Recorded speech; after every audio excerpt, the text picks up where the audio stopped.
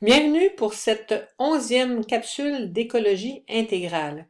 Nous continuons à regarder de quoi il s'agit quand on parle d'une terre dévorée. Aujourd'hui et les semaines qui vont suivre, nous allons parler de la biodiversité. Mais avant d'entrer dans le vif du sujet, je vous inviterai à prendre conscience de votre respiration. On respire tout le temps, jour et nuit, qu'on fasse n'importe quoi, mais on ne prend pas toujours le temps d'en prendre conscience. Donc, je vous invite à le faire pendant quelques secondes, juste le temps de 2, 3 respirations.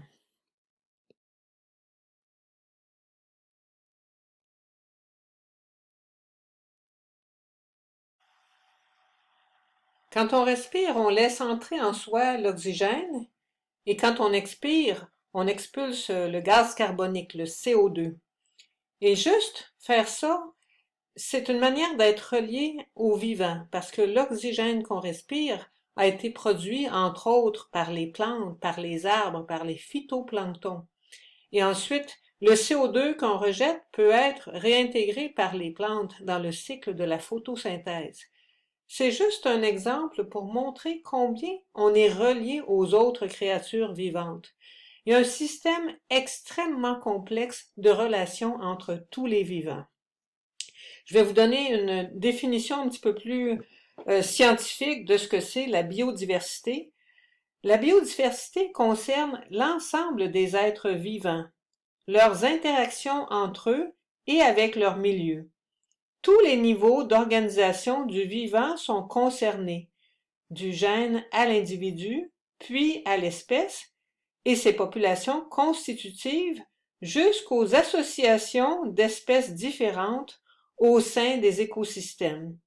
Donc le vivant est relié de l'échelle la plus petite, microscopique, jusqu'à l'échelle la plus grande des grands écosystèmes.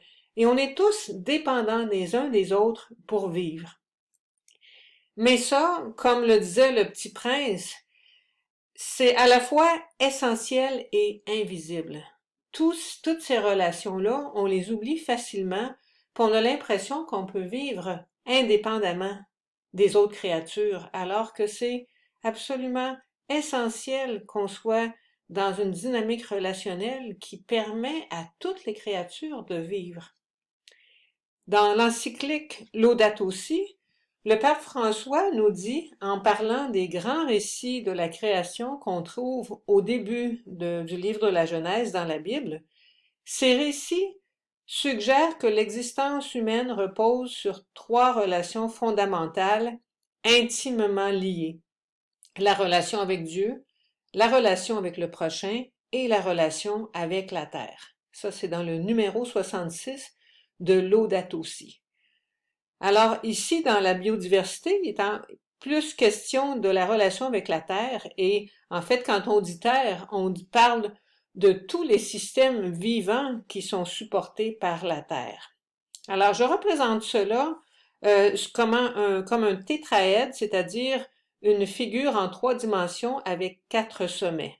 La base est triangulaire, mais chacun des côtés est triangulaire, de sorte que chacun des sommets est relié aux 3 autres. Alors, si je prends moi, c'est-à-dire chaque personne humaine, je suis relié à la terre, je suis relié à Dieu et je suis relié aussi au prochain. Et mon prochain, de la même manière, est relié à moi, à la terre et à Dieu, et Dieu est relié à la fois à la terre, à moi et au prochain. Et dans une perspective de foi, on a en effet à élargir notre regard pour considérer en fait que le salut qui est promis à toute la création. On est tous en interaction et on est tous reliés à un Dieu d'amour. Alors ça, c'était une petite introduction pour nous situer à la bonne place quand on regarde la biodiversité. Est-ce que c'est juste une question scientifique, une question politique, une question de poète qui aime la nature, ou si c'est pas aussi une question profondément spirituelle? Quel est le regard que je pose sur le monde créé?